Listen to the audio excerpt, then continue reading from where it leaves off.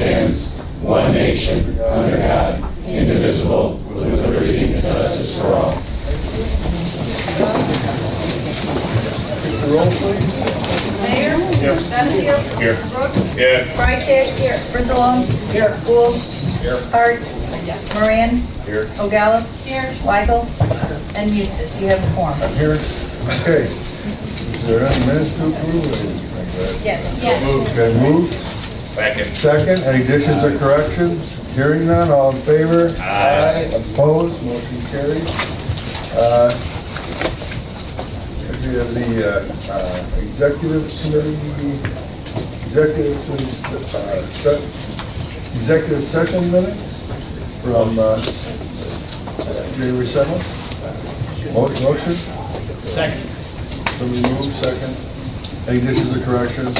All in favor? Aye. Opposed? Motion carried. We also have the Will County Pollution Control Facility Committee minutes. Move. Second. Any additions or corrections? All in favor? Aye. Opposed? Motion carried. Okay, before we start, committee members, I know that you all have little lights you can put on. Well, I'd rather have you raise your hands. And so I'll recognize you when you raise your hands, and then you can hit your button. We will go on. Huh? Yeah, well, a couple of reasons. You know, sometimes, first only two people go out there at one time. I got to be glancing around for lights, which I do see, by the way. You know, I may not see you, but I see the little red dot. You know, and when it comes to shooting down, just so you know.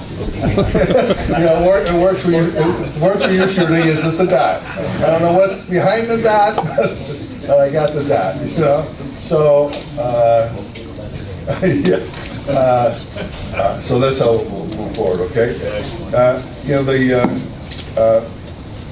the first, is there any old business to bring forward this morning? You know, I think I have some old business. It's not on the agenda. We extended the security contract for the security company at this building. We wanted to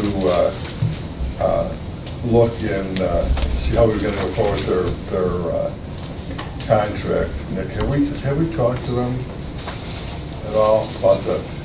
And we did talk about enhancing a contract. We're going to go back out to bid for a contract, but we also talked about maybe we would look for that they could carry a weapon and so forth.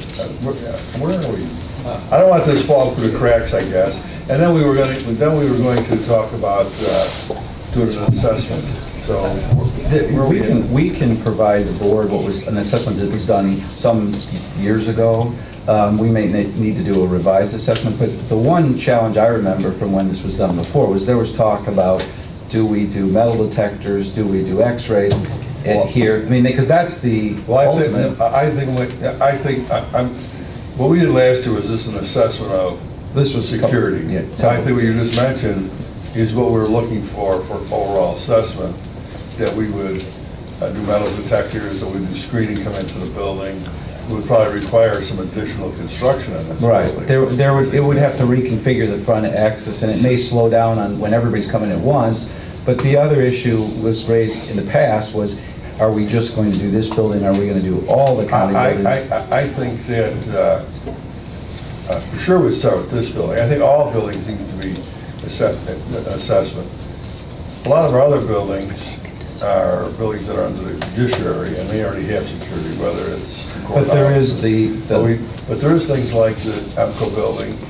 Oh, they do have. We have the executive center where land use is located, public defender. There's no checkpoint there per se. I think that, I think we need to look at all our facilities. I mean, certainly we've had, even at the executive center, nothing that's really threatening, but we've had some issues there with homeless, for example. I think we need an assessment of all our facilities. I don't know,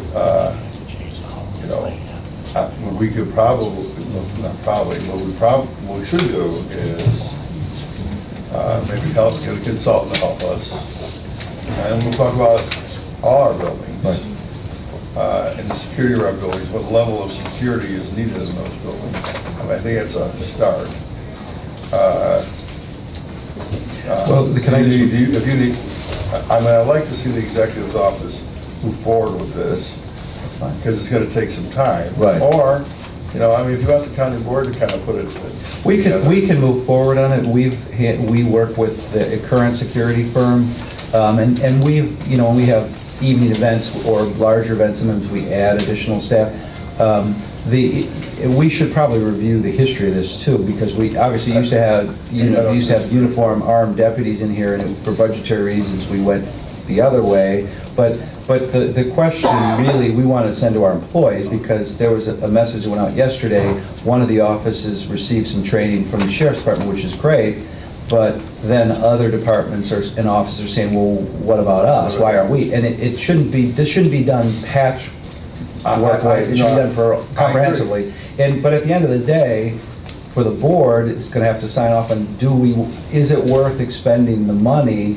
And if there's an incident, no cost is too high. However, how much are we willing to spend? Because if it involves reconstructing in front of this building and putting armed deputies, it's going to be costly. And we have other facilities like the school's office, which is over in New Lenox, the recorder's office, which is a separate standalone building, animal control. Do we put security in there or not? Here again, you know, it's. I think this is what a consulting company can tell us. What level of security do we need? You know, security in some buildings. This may be that there's a receptionist at the desk that has to buzz you in. Right. It might just be, you know, they can't just walk freely into the building. Doesn't necessarily always mean there's going to be a security guard there or a deputy there. So I think. And there's been requests in the past for, like in the treasurer's office, we've made some enhancements there, but in the county clerk's office, we could put glass and have them completely behind the cashiers, but I don't know if that's the user, customer experience we want, is everybody behind a glass wall, you can't touch or see, or, you know. It's a balance. Exactly. All I'm saying is that we need to start moving forward. Absolutely. It'll be, I think, a discussion for some time. In the interim, though, the current security company, we talked about while we were doing this, that we would perhaps extend our contract with the current security company, and we would talk whether we felt we needed somebody who had the ability to carry a weapon. So in the interim, can we do that with can you bring us something on the current security company? The current contract Rita just showed me is through June 30th of this year. It's been extended.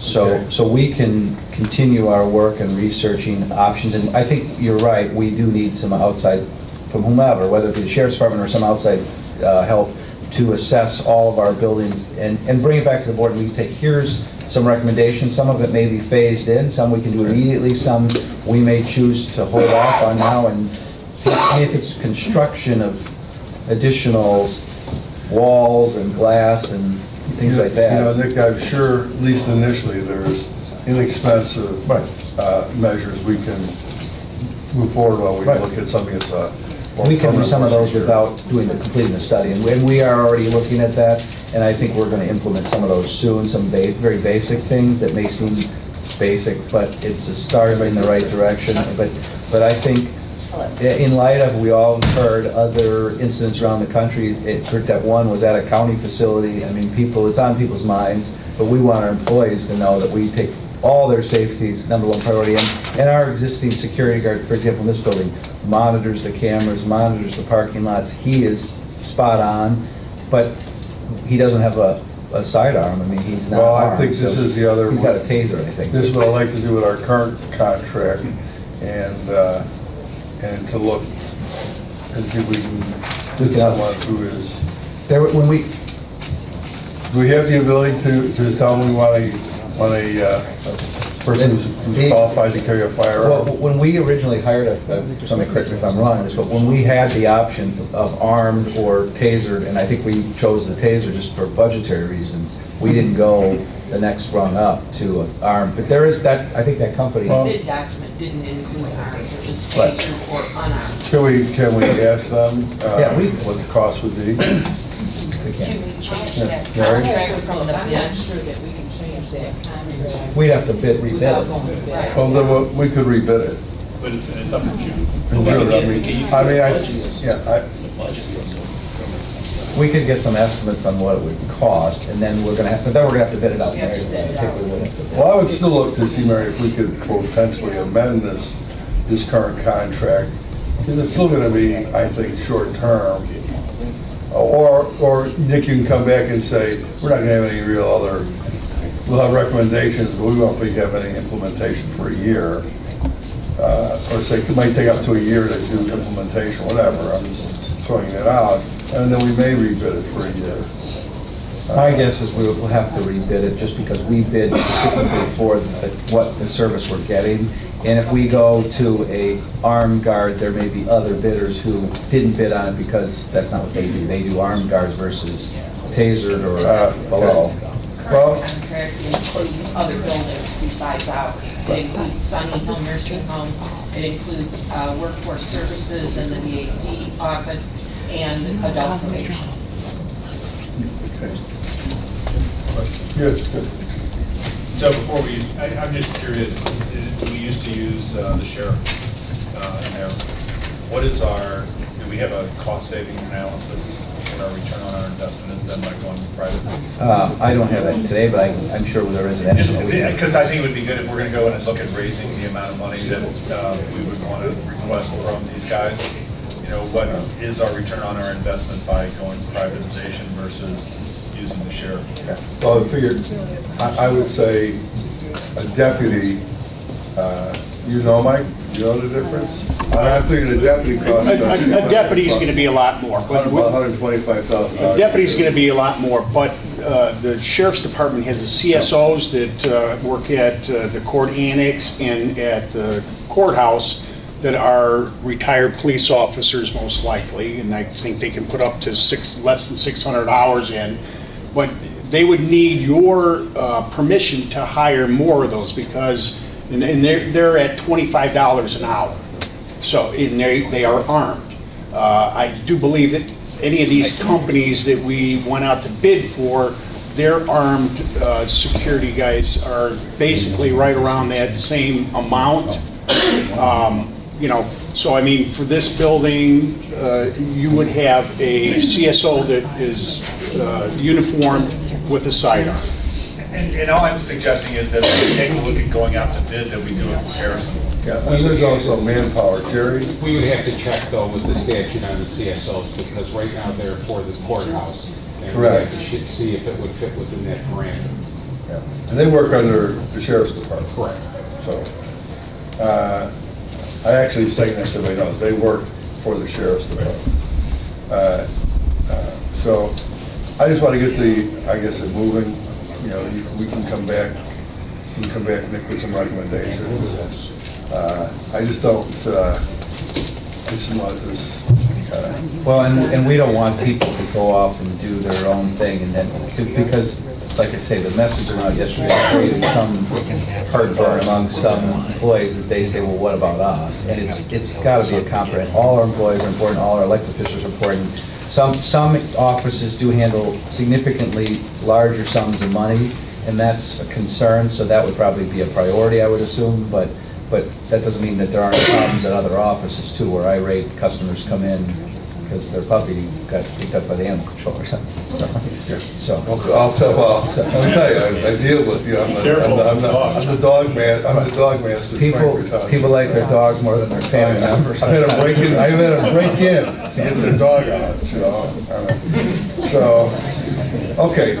Thanks everybody for putting up with my. Oh yeah, they break in the building to get their dog. On a Sunday. Oh yeah, those kids are. Okay, number one, Lois is going to make a report next month, so we'll put that off until next month for the grant writer. Next day is the update on the CCDD. Dean's going to give us a quick update on where we stand. Yeah, Dean, you can also include in your update the inspections we do. I mean, maybe you can talk a little about our role, also what we're doing. And of course, we're doing things on the, trying to do things on the legislative side, but it's all yours tonight. Sure. Right? think for about 3 or 4 years. What do I say? Yeah. Oh, sorry. We're the Very Terry. sophisticated system now. You get something nice, you- small, normal voice. Okay. I know, I better stay as my voice is loud. Well, anyway, we inspect, there's 9 sites right now. And one of them really doesn't take anything. They take like 1 or 2 loads a year from the city of Joliet and kind of their municipal spoils, so to speak. But the other 8 take pretty regular loads, C&D, which would be concrete, asphalt, brick, and uncontaminated soil. That's what kind of the definition is. There might be a few more slight variations to that, but that's the 99% of it.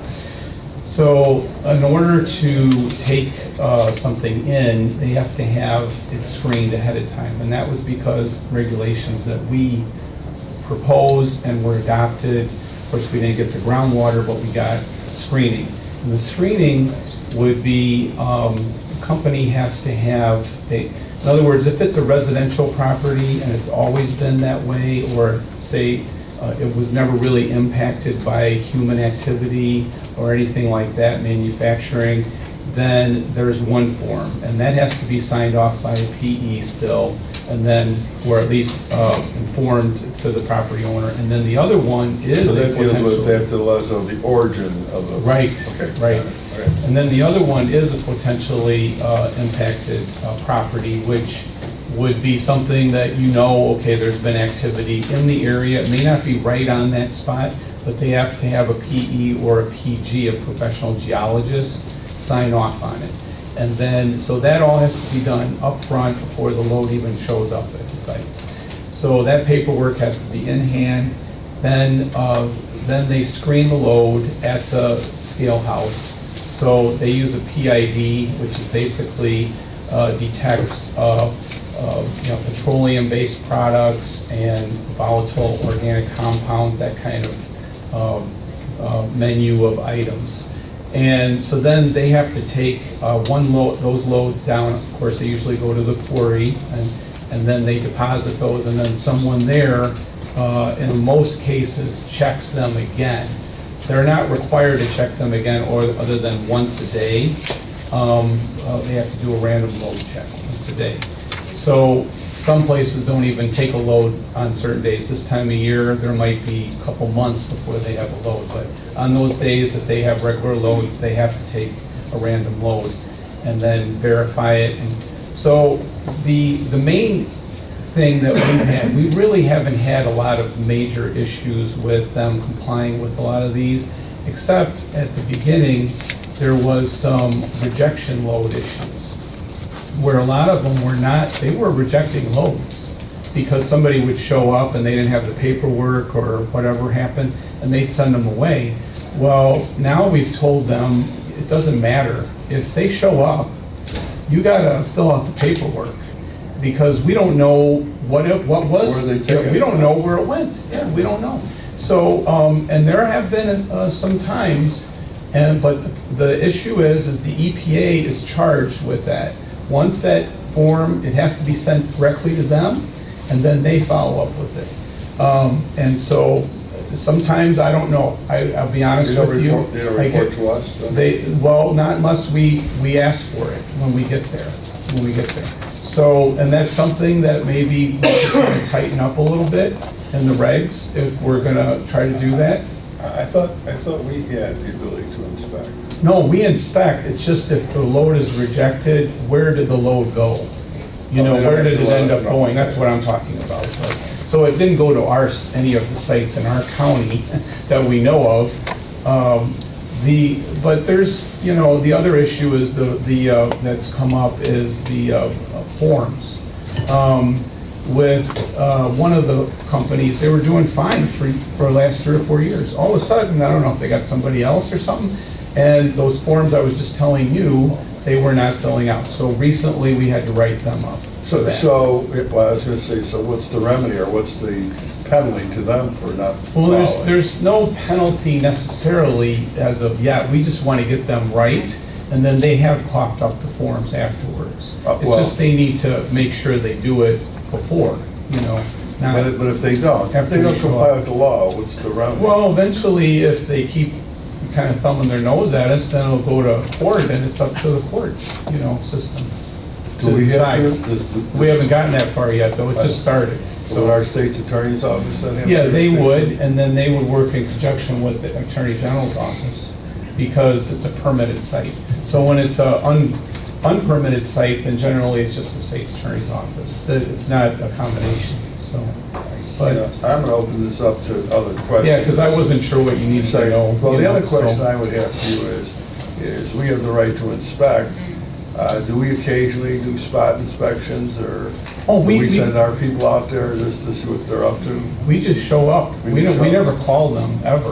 We don't call any of these sites. The only time we ever call any site is if it's an open dump possibly, and we need to arrange to make sure that they're sampling it right and cleaning it up. But none of these type of sites, we all just pop in. So There's we no do it pretty calls. regularly? I mean, I know this time of year there's a lot of activity, but there is activity, say like in the spring, during the summer, during the construction Yeah. season. Are we there on a pretty regular basis? Fairly regular. We go 3 or 4 times a year.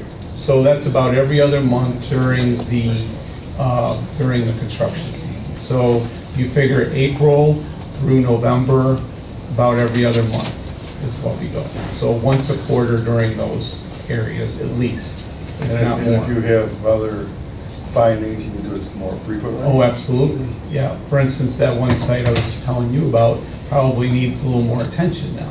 So we want to make sure they get their act together. So we'll go out there a little more. I want to make sure we give it as much attention as we need. Absolutely, I agree. When you say we, Dean, I take it that's your land use department. Is there anybody that does those inspections with you, with any high authority and/or enforcement powers if you do find any type of violations, or is it basically your land use department? Well, we've been delegated this authority. However, yeah, if there was something really egregious, we'd probably bring the EPA with us. Oh, You know, if we knew it was ongoing. There's some other sites, say old landfills that have had issues, we will bring them, and that's kind of their thing, is they're supposed to come in and pinpoint, maybe have to do samples, things like that. They offer all that type of service if we need it. So. because many times I hear that when we do our inspections, when you show up, you know, it's almost like it's almost unpoliced. There's really no teeth in it. We really don't have any powers to. Well, You already said, sounds like to me, they get a slap on the wrist. Well, the process is very long. I'll be honest with you. When I first started doing this in 1992, up until about 97, we, very quick. But there was the Manufacturers Association, chemical manufacturers, they decided to rewrite the process, and they made it very cumbersome. And so that's the way it's been ever since. So now you have to do this, and then you have to wait. And then you have to do that, and then you have to wait. But in the old days, we could send somebody a warning notice, and within 30 days, we have a meeting. If they don't comply, they go to court. It's that fast, but we don't have that anymore. The only time is if, generally, we could probably refer something to the state's attorney if we knew it was extremely dangerous, then yes, we would. But if it's something like paperwork or something like that, I don't think I can, ask for that, so. Yeah, Dean, I'm going to ask you a couple other questions, and I'll open it up. Well, one of the questions that, has come up lately, I actually remember Suzanne brought it up to me, and that is the potential for underground mines where we don't have quarries, but they're mines that are not surface mines. The potential for those also to be used for these type of facilities. And do you know, are they even eligible for, because a mine isn't a quarry. Right. I don't know, I'm asking the question. No, right, no, I do believe, I don't know of any deep mines, I think that's what you're referring Yeah. to, as being built for CCDD. I am not aware of any of those sites at But do all. we test on this? Do we test? I mean, is there any testing of We have no Water. authority. We have really no authority. No, we don't have any authority on those mines whatsoever. There's no local That's totally authority. the DNR. Yeah, there's that's no not local us. authority on anything, including No. dynamiting and all that. Right, yeah, we haven't been given that authority. That's quarries also, too, by the way. Right, we also can't do the quarry part. We can do what's going in the quarry, but not what's coming out of the quarry. And seek the legislation. Right, we'd have to get the authority through, DNR would probably have to delegate us that authority. And what, Yeah, it wouldn't be the That's EPA, yeah. I don't know if they've ever done that, so. They- yeah. so. Well, one other question I would ask, of course, and we, just to let everyone know, it's ongoing, that we're still trying to push for underground water monitoring. Yes, And the legislation, you know, it's got to go back into legislation. sure. So, you know, how does that, you know, and actually, and I'm starting to think that, you know, maybe we should set some of our own if they'll allow us. If they say it's an expense, well, then let us do it. Well, supposedly, we may be able to do some things, for instance, stormwater. Okay, we could probably do that on our own and require more testing on our own. So we could look into that, and that's really gonna capture a lot of what's going on, because you look at, you know, it's a bathtub, basically, these are, and you're filling up the bathtub, and the groundwater might be, you know, say, you know, up to here or whatever, and it's not at the level where you can measure. In other words, it's not going outside the bathtub. The water is staying within the bathtub. So it drains to the lowest part, and then you pump that out. And it usually pretty much always goes to a river. There's only one instance where it goes to a creek. But it all gets pumped out to rivers. Well, what are they monitoring for? There's only about 5 parameters. They're not monitoring for what's going in there. So if you really want to see what's going on right now, that's probably your best bet. And I did bring this up to the CCDD guys, and they were agreeable.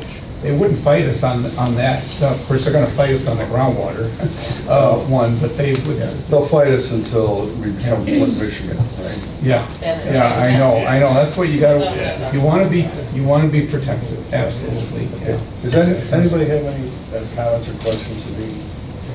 And then, you know, of course, it's still on our legislative. Yeah. Yeah. Yeah. We're just You want to talk about Tuesday? Yeah. Okay, sure. So, yeah, I still I'll be think it's there. an issue that we have to kind of keep up on the front Yeah. burner. Sure. Continue to talk about the safety of our underground water. Our county is still very dependent on Yeah. underground water Absolutely. sources.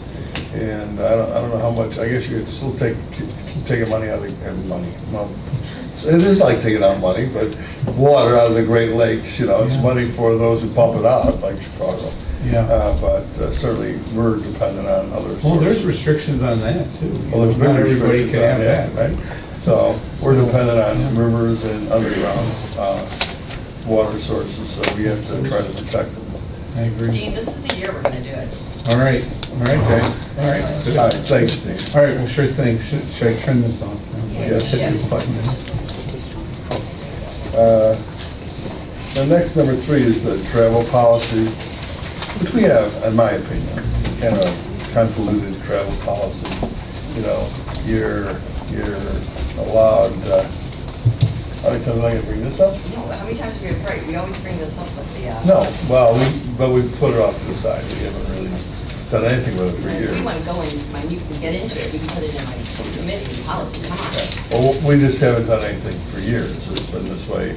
And it's like, you know, you get $6.50 for breakfast if you're in Chicago, but if you're in Des Moines, Iowa, you get $3.50.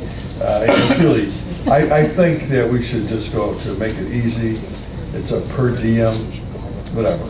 You can pick a number. You get $50 a day. You still have to put all your receipts. You can't exceed $50 a day, but do we really care if you spend $20 for breakfast and $2 for lunch? Because that's how we're doing it now. It's like, it's per meal. I think we should just go to a per diem. I think it's a lot easier.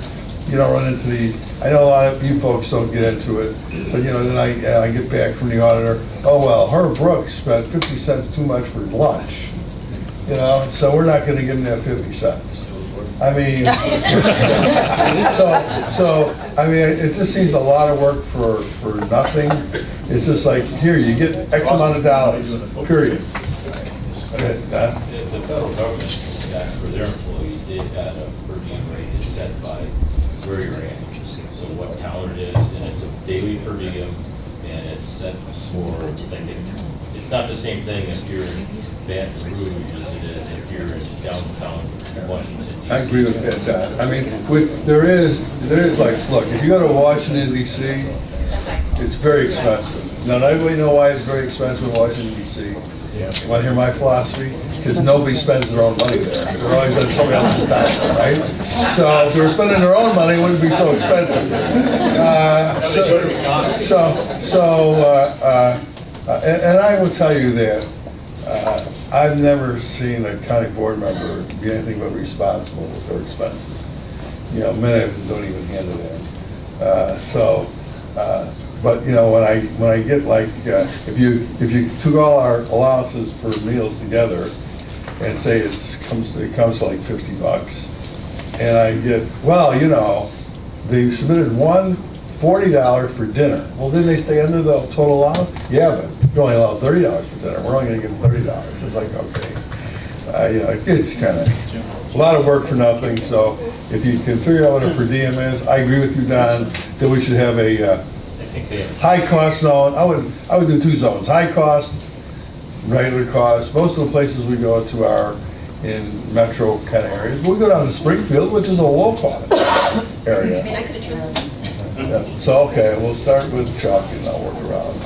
You know, somebody that travels a lot and has to deal with these receipts, it takes a lot of Let me time. get your button there. Sorry, thank you. You're doing that very well. It's because it's marked with this big red thing.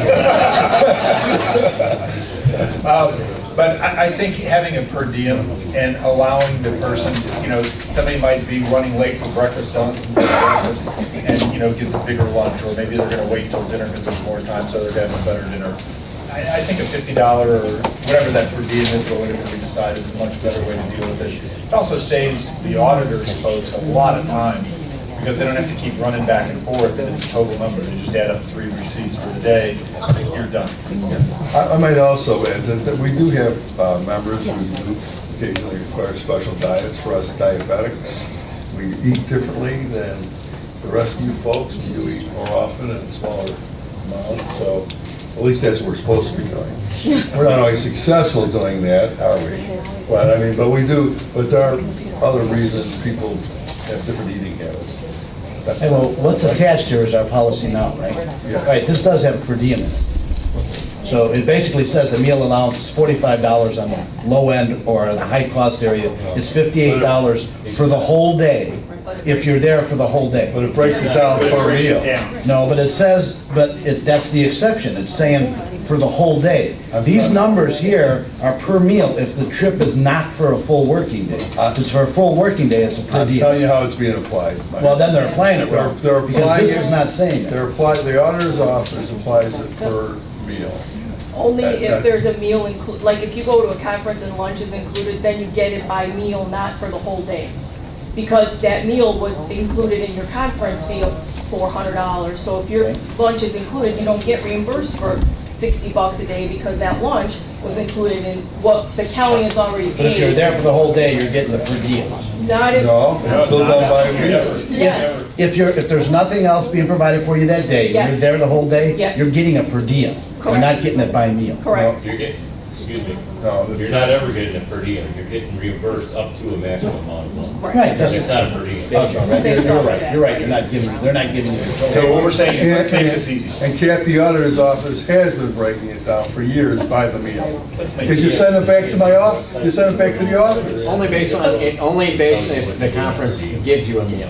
And that was actually when, in '08, when this policy, we'll come back with something. Most of our issues have come about dinners, actually, where you sent back and say, well, they spent too much money for dinner. But I want to just make it simple. Mr. Blackburn, it's whatever we make it. If it's $58 a day for the high end, you know, I just want to have our people say, here are our receipts. If it doesn't exceed $58, then we're covering it. We'll come back with an updated suggested policy. I'll send it over to Suzanne now. And for next month, and Mr. Blackburn, if you can have some input and so forth. I want to make this easy and streamlined and not have members come back to me and go, how come I didn't get reimbursed? You know I don't send them down to you, but I usually just work out myself. Let's try to make it simple. So, I'd like the motion to put this over to the legislature. Move second, all in favor? All right. Okay, we made it now. I would entertain a motion to assign the committee assignments as presented. So moved. Second. Moved, second. Is there any discussion? Yes, Don? The last item on the executive committee was about workforce and outreach. Another reading. Didn't they just acquire the building on Glenwood Avenue? That was workforce services. What is this one? This is workforce Go ahead. Yeah, what happens is since they passed the new federal law about workforce investment sports, there's other entities that have to be located in the same facility.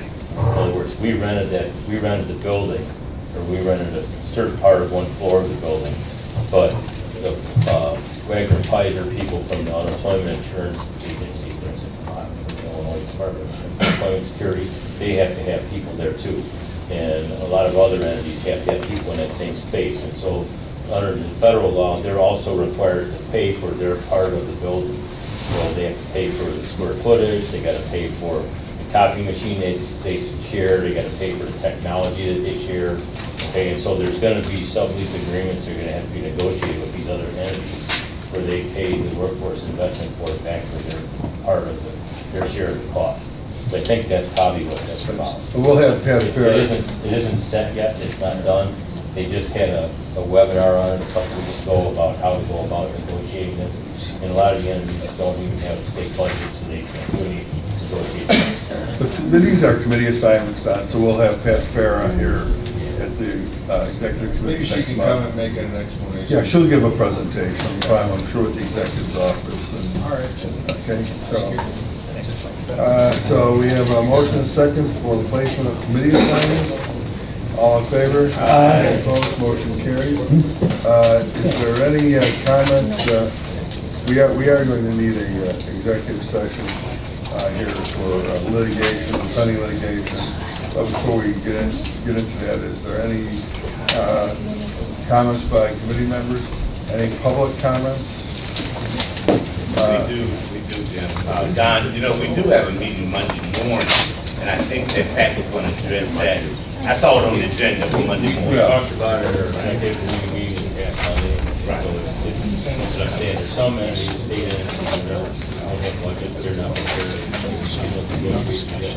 I'm on the committee that's going to negotiate. It's just, the law is so fresh, it hasn't happened yet. It's just got in space, and some of it, we haven't even moved in.